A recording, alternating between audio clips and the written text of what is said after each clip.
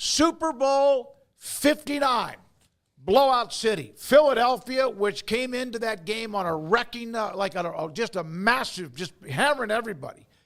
And Kansas City tried to win 3 in a row. Didn't happen. No one's ever done it. No one has ever done it in 59 years. Won 3 straight. The Eagles' defense just obliterated Kansas City and gave Mahomes no time to breathe. Yeah, it was an unbelievable game plan by Vic Fangio, Nick Sirianni.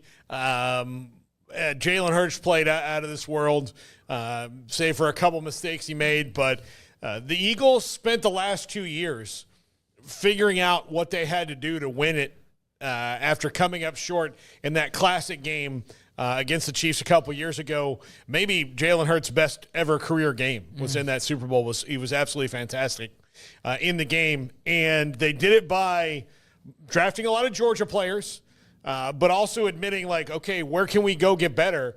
And then when the Saquon Barkley opportunity presented itself to them, they did it. That makes everybody on the team better. And it's kind of weird when you say, like, hey, why is Saquon Barkley not his potential? Like, oh, maybe the Giants have the 32nd worst, or the number 32 out of 32 offensive line over his career in the NFL. What if we put him behind this big, gigantic one? That's great. And see what happens. He broke records. And so something you'll never hear me say very often, but hats off to the Philadelphia Eagles. They do it better than anybody else right now. Yeah, it's just amazing. Hello, chat. Hello, everyone. I'm Craig. Nice to meet you all. Amazing how difficult it is to win 3 straight Super Bowls. And I don't know that we'll ever see it. It's just one of those things that seems to be impossible. And if anybody was geared up to do it, it was the Patriots years ago, and then we know what happened there. And then it was the Chiefs this time around, and we know what happened last night. So, yeah, I was gobsmacked by just how lopsided that game was. Not surprised that Philly won. I think if there was any team in the league that, especially in the arguments leading up to the game, you could say pretty definitively, oh, they've got more talent than Kansas City, Philadelphia would be one of the only teams you could say that about, right? So they were a team that was set up to match Kansas City in a way that not everybody can match them. And they got to Patrick Mahomes early and often. They turned him over early and often. A couple of those really bit KC early on, and I think the rest was history. Once they got out to that big lead, it was pretty clear the writing was on the wall in that game, no matter how magical Mahomes has been in the past, just too deep a hole to dig out of. And, I mean, Kelsey a non-factor, running game a non-factor. I mean, a lot of things a non-factor. Chiefs defense still really good, kept them in it at moments, but ultimately Jalen Hurts and company, just too many opportunities and too much help around them. And congrats to Philadelphia. I mean, that was one where I didn't have a dog in the fight. I wasn't necessarily rooting for the city of Philadelphia to celebrate another title, but congrats to them. And I was not necessarily wanting the Chiefs' dominance of all NFL talking points to continue for another year, although I would have been happy for Patrick Mahomes, but he'll be better because of this. I know that was a tough loss last night. Tough for a lot of people in our audience because I know we got a lot of Kansas City Chiefs fans, so sorry for you, but great season nonetheless, and that was not the most exciting game, but an emphatic way to end the NFL season. Well, as you guys mentioned, they have been building for this. They have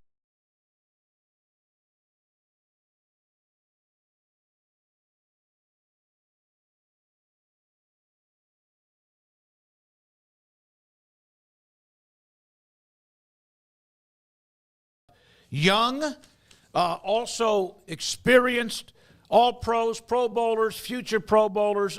They've done it really, really well. It worked out incredibly well. They played with their food a little bit early in the year, and sometimes when they had a lead, they kind of all of a sudden looked up and they were like trying to struggle to get to the finish.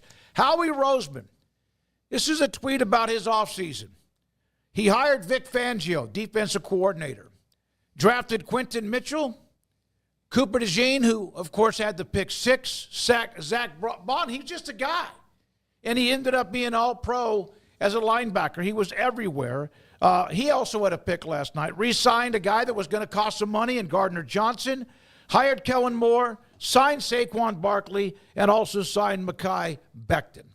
And the Eagles were smart enough to figure out, well, Mekhi Becton sucked at tackle. What if we just put him at guard and see how that is? He's one of the best guards in the league now. Yep. Along with extending the contracts that are on the screen, really good players. That's from Jason Reed.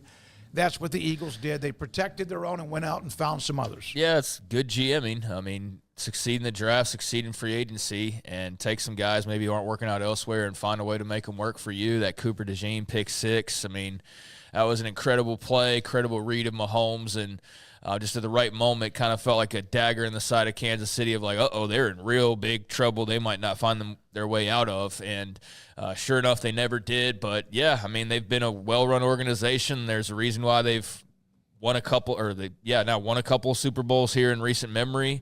A couple different, coaches and just different personnel, and they're built to be in it for the long haul. I mean, all those Georgia guys that you mentioned on defense. Jalen Hurts is still a young cat, man. He's a young guy.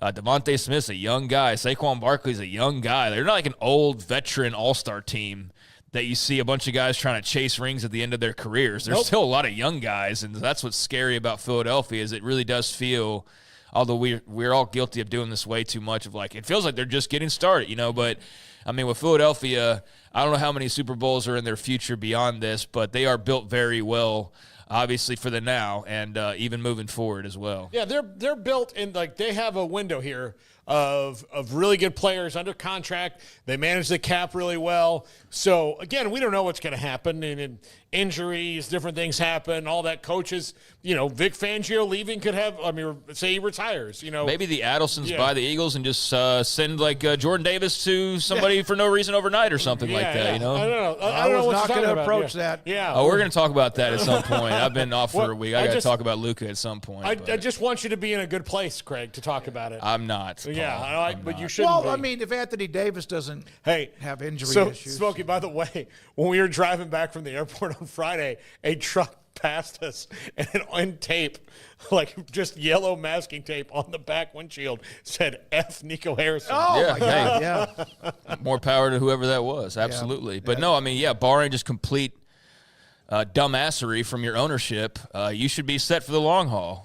And I think that's the exciting thing as well for Philadelphia fans. So, that was a great performance, a great team. I want to say, I don't want to steal your thunder here, but congrats to Gabe Hall, former Baylor star. He's a Super Bowl champion now, member of their practice squad. So very cool for Gabe, who is just a rookie, right? Yep. Just a rookie. So that's very cool to be along for the ride and to be involved in practices and everything and now get one of those big, shiny Super Bowl rings. So that's pretty badass. And I looked throughout the rest of Philly's roster, and I didn't see much in the way of other Big 12 representation or people that kind of stood out. I mean, a lot of names that are familiar, obviously, but sort of lacking in those categories besides Gabe, actually. But, very happy for him, and I know that's got to be just an incredible feeling. Well, congratulations to him. Siaka Ika, which, Craig, you passed that along to us in the middle of last week, and also Tyquan Thornton were on the Kansas City Chiefs. So here's something to think about with Philadelphia. They've now won they've been in 3 of the last 7 Super Bowls. Anybody would love that. Even the Brady run with the Patriots or the Steelers in the 70s or the Cowboys in the 90s. Packers in the 60s. They've now won in 18, 22, and 24. They have averaged in their Super Bowl games, the one loss, which was, of course, the treacherous end-of-the-game loss again to Patrick Mahomes, they're averaging over 38 points a game on offense in 3 Super Bowls. 41-40, and the loss they had 38-35. So they have been explosive on offense. But the defense, I was at the Super Bowl COVID year when Tampa Bay had Tom Brady at quarterback, and Mahomes was, of course, coming back to play in another Super Bowl. And I remember that game. Tampa Bay was in his business. We had incredible seats thanks to Eric Horton. But, I mean, he was just constantly in trouble. And that's exactly what happened on Sunday. I don't think he ever looked comfortable in the pocket. No, I mean, Philly was in his business all night long. I mean, from the moment the game started, they were after Patrick, and I hate it for him. I know there are a lot of Tech fans. There's some of those I'm referring to in terms of Kansas City folks who are disappointed today. I know a lot of adopted Tech fans and just Patrick Mahomes fans, of which there are many as well, including myself. But I definitely felt bad for him amongst some others on that team, and he has had his way of the world basically as an NFL player, and it's been very few and far between when he's been uncomfortable or made to look like he looked last night. And a lot of that not on him. DeJean, he clearly didn't see him, but he was also being rushed and, not just sitting there just looking around and scanning. He was moving and looking, and DeJean just did a great job of disguising himself. He gets hit on the other interception, and that, messes his throw up a little bit to the point where he gets picked off. But, yeah, he was getting rattled all night last night, and that's what you have to do to beat the Chiefs, man. You can't let the best player in the world sit back there and not get pressured and be able to do just whatever he wants to do. And so they didn't let him do that, and look what happens. Oh, well, that's how you beat the Chiefs? Yeah, you don't let the greatest player maybe of all time when his career's said and done just have all the time to do what he can do. And you force him into throwing an interception, and you pick him off, and you run it for a touchdown. And Philadelphia just did all the things that you need to do and you have to do to beat a team like Kansas City and a guy like Patrick Mahomes. So that was not on him last night, but I know he handled that very well. I watched him in the post game. He was classy about it, as you would imagine. But, yeah, he was rattled. He definitely got rattled. Yeah, when they just keep coming at you with 8 different guys, coming through that defensive line. Look, the 3 Georgia guys alone, the 2 defensive tackles just getting that push up the middle, then Nolan Smith on the outside, Josh Sweat, Florida State, by the way, doing it. And, who was really fun was Jalix Hunt from Houston Christian University, who they saw last year in pre-draft workouts, and they watched this film. They're like, this guy has got 1 million sacks. Maybe we can just tell him, look, for early on in your career, you're going to have one job. Go get that guy. Play some special teams, and that's good. And that's what he did. Brandon Graham had a great game. Williams, they just dominated the Chiefs up front and didn't have to blitz. They didn't call one blitz. 42 pass plays. Mahomes was never blitzed. Never blitzed all night long. They rushed him with 4, took advantage of Caliendo playing out of position. He just got mauled all night long. And I'll tell you who had a great night, and I'll explain this to you last night, and had nothing to do with the game. Myles Garrett. Because the Buffalo Bills, I think, are about to call the Browns and go, what do you need? Name your price, because that's the only way that they can get over this hump, is to get a guy like that who can help their defensive line wreak havoc and not on an Mahomes. aging player like Von Miller, who still at times can make plays, but not the way that Myles Garrett would do it consistently. When you haven't seen Kansas City lose often, and then you see that happen, they've now lost 2 Super Bowls. They've been to 5 in the Mahomes, Andy Reid era. Pretty amazing. But that last night, they had no chance. It is, and to have Tom Brady calling the game, they're being able to speak about Patrick in real time. I know people are of different opinions when it comes to Brady and, how good he is as a broadcaster, not and all of that. It didn't really affect me one way or the other. I didn't really focus too much on him last night. I was just kind of more in awe about how dominant Philadelphia was. But I did sit there and think about if Patrick Mahomes wins that Super Bowl last night and he's got 4 at 29 years old, there's no way he doesn't break the record. But it almost seems like that was too easy. He needs to have some adversity thrown his way. You know what I mean? So it's like last night's a chapter in his story now, much like the first Super Bowl loss was. And then here they are, and they're about to run off 3 in a row. And now here comes a second Super Bowl loss. So this will be the launching pad to, the third phase of his career when he goes and probably rattles off a couple more. But I think Philadelphia at least made his pursuit more interesting by not allowing this Chiefs team to go and just run straight to 3 and make history that way. Now it's like, okay, well, next year he'll be 30, and he's probably not going to play till he's 41. I know Bobby Stroop has said that Patrick's very much a family guy. Not that other guys aren't, but the way he has said it, he doesn't think that Patrick will be the guy who's 42 trying to chase his 11th ring. You know what I mean? That he'd rather be at home being a baseball coach or something for his son's little league or something like that. So he doesn't think he'll be ring chasing into his 40s. But what he's able to do over the next decade of his career will be fascinating. And if he had won last night, then you're looking at 4 already, and you're like, okay, how does he not pass 7? Yeah. Well, then last night you at least go, Well, that makes it a little bit interesting because now you have to win 4 and 10, and you can, and you are going to get older, and at some point, knock on wood, I'm not wishing this. At some point, you're probably going to have an injury that you missed some time with, which you've basically avoided for much of your career at this point. So, in terms of just the Mahomes chase to greatness, he's already a first ballot Hall of Fame, all those things. So our Super Bowl titles last night made it a little bit more interesting because I think if he wins last night, it's like, like name a number that they're going to win, Yeah, absolutely. And it gets harder. But here's the thing for the Chiefs. He set them up well with his contract so they have flexibility to do things they need to do. Now, they're not like the Eagles, and have somehow they managed to move the pieces all over the board in the salary cap in a way that no one else does. But, okay, think about what's coming back next year. After a suspension, they'll get back Rashee Rice, who was injured this year anyway and will have more time to get healthy. So it's not like they'll do like many teams do and like, oh, well, the doctors cleared him. Like, he'll actually have time to maybe beat Rashee Rice again because of the suspension, which doesn't work out for them but somehow works out for them. They have Xavier Worthy, who had a pretty damn good rookie year. I thought last night. Yeah. He could have been he was not MVP, but he could have been gotten a vote. Okay, so give him another year of learning NFL offenses and routes and things, and they've got their Tyreek Hill replacement that they haven't had in a couple years since they traded him to the Dolphins.